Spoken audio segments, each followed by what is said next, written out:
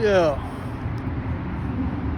what's up, ladies and gents? Today I was doing a little DIY project and I got a lot of overspray on my deck.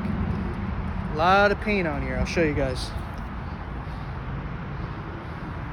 As you can see, we got green here. So what you do is you take a little bit of laundry detergent and some water and you brush this puppy out. Let's get a little thing here.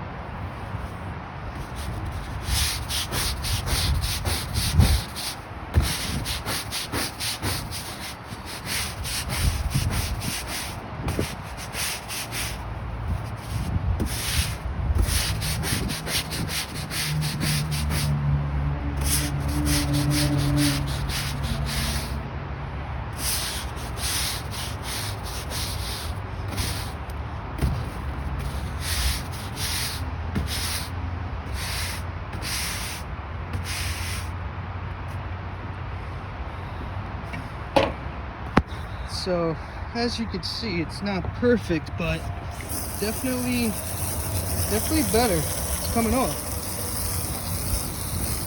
Still got these speckles here, but just something I learned today that works pretty good.